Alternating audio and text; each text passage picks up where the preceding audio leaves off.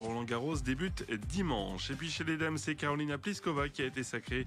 Victoire qui permet à la Tchèque de devenir la nouvelle numéro 2 mondiale. On termine avec le cyclisme et le gros coup de Primož Roglič sur la 9e étape du Giro. Victoire sur le contre-la-montre. Il est désormais deuxième derrière le maillot rose, l'Italien Valerio Conti.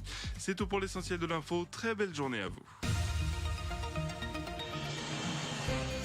L'invité du jour.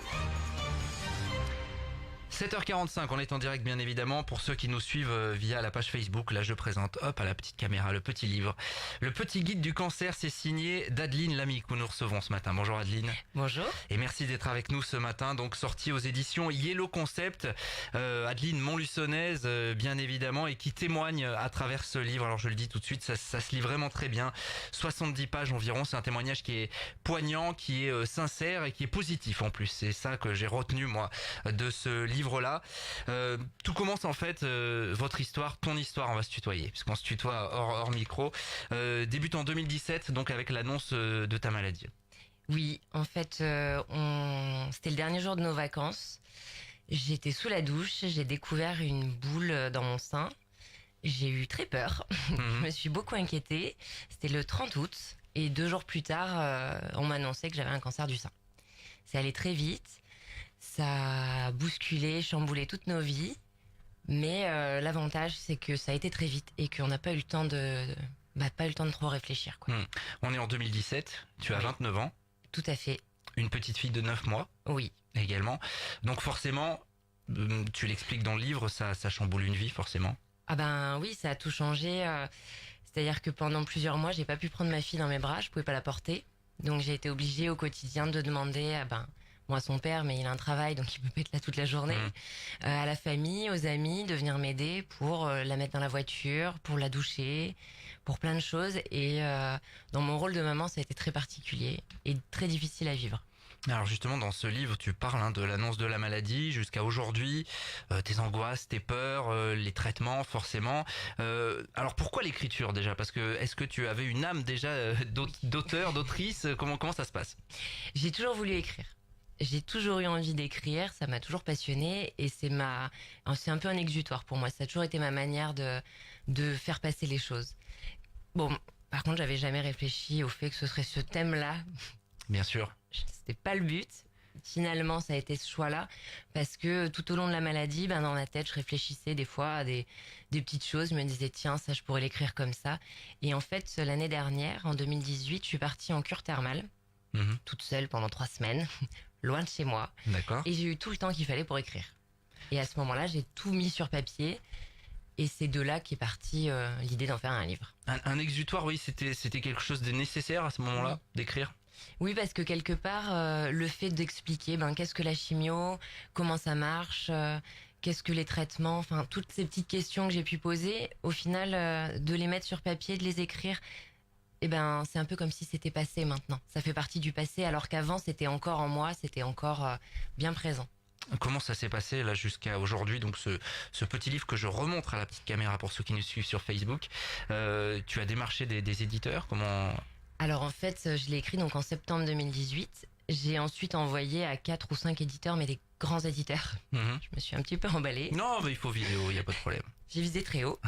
Et j'ai eu des réponses, bien sûr, mais ils m'expliquaient que ça faisait pas partie de leur ligne éditoriale et que eux, ça les intéressait pas. D'accord. Et puis un jour, j'avais un peu abandonné. J'ai vu un article sur un livre édité par Yellow Concept.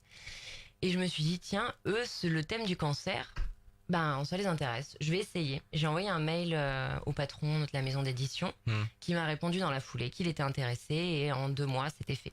Voilà, donc le livre, il est édité, il est sur le site internet des éditions Yellow Concept et puis également à la librairie des écoles. Voilà, des partenariats locaux bien évidemment. On vous incite évidemment à aller jeter un petit coup d'œil. Donc je le disais, ça raconte tout en fait du début. Ça commence le commencement avec l'annonce notamment et avec en fait c'est sous forme de questions que tu. Oui, voilà. J'ai repris un peu toutes les questions qu'on a pu me poser ou que les gens se posent sans oser les poser. Mais au travers de ces questions, ça refait en fait tout un parcours du début jusqu'à la fin parce que c'est la fin maintenant. Alors notamment il y a cette question, et ça se passe comment l'annonce ? Tu débutes là-dessus. Et c'est ce que je disais tout à l'heure, il y a beaucoup d'autodérision, d'humour de second degré. Alors tu dis donc, j'ai reçu une invitation pour une soirée de folie dans un grand palace. Il y a eu un grand feu d'artifice. C'était écrit au milieu des étoiles.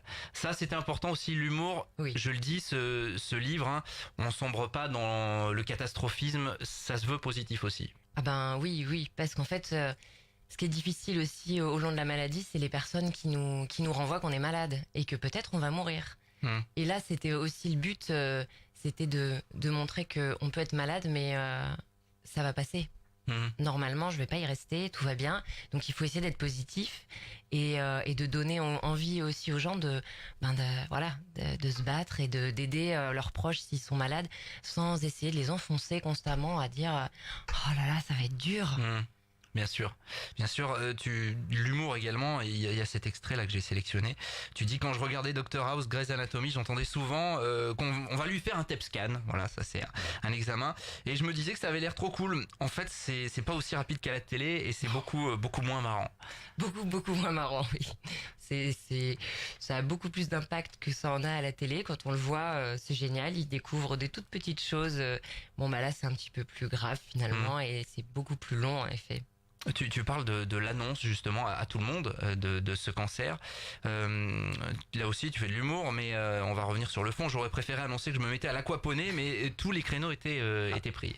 C'est ça. L'annonce, oui, c'est quelque chose de compliqué. C'est difficile parce qu'à partir du moment où on l'a annoncé aux gens, ça veut dire que c'est vrai.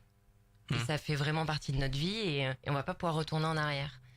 Donc c'est ça qui est le plus difficile en fait. C'est même pas tellement la manière dont on va le dire, c'est le fait que ça devient réel.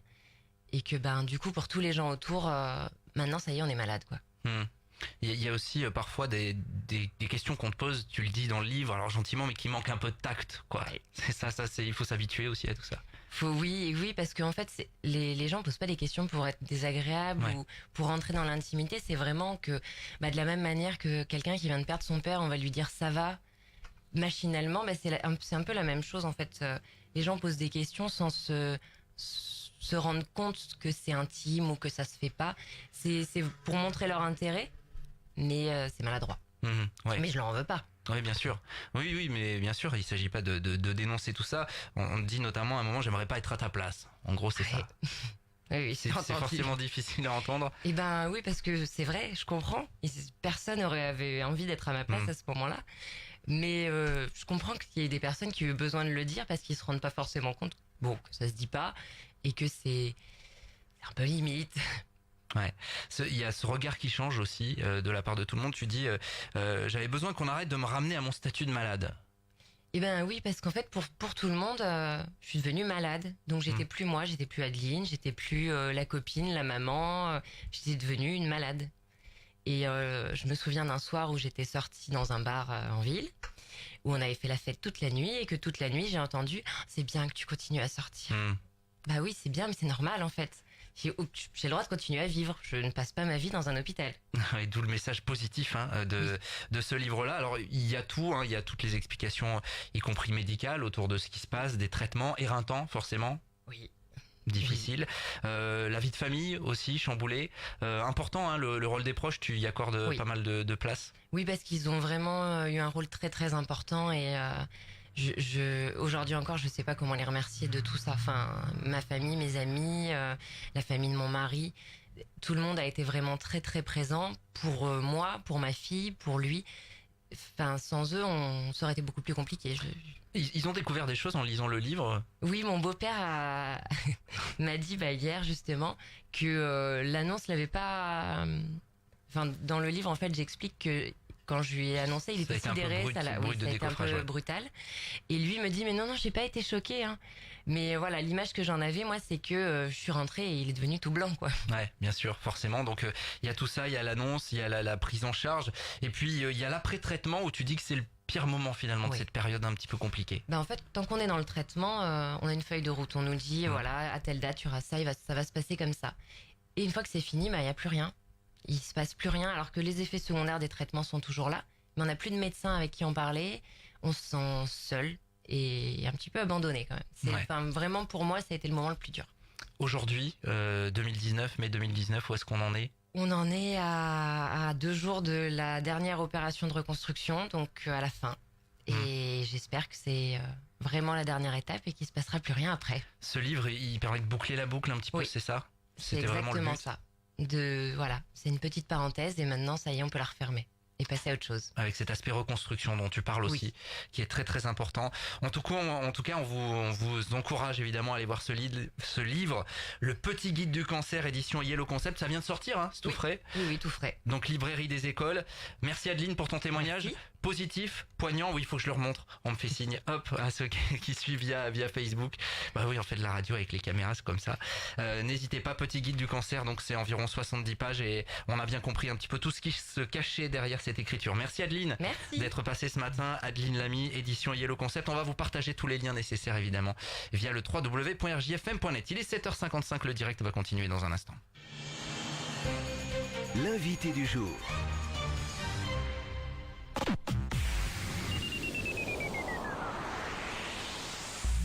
Élise Avenue, votre réseau national d'agences immobilières présent en Auvergne à Montluçon, Culan, Saint-Éloi-les-Mines, Saint-Pourçain et Évaux-les-Bains. Actuellement. Montluçon, sur les hauts de Buffon, maison F5 à moins de 150 000 euros. Néry-les-Bains, immeuble de rapport pour 120 000 euros. Retrouvez plus de 300 biens en vente et location sur le site eliseavenue.com et sur notre page Facebook. Élise Avenue, une autre façon de voir l'immobilier. Envie de changement? Une nouvelle coupe? Ça tombe bien. Profitez des offres au salon de coiffure Pascal Coste.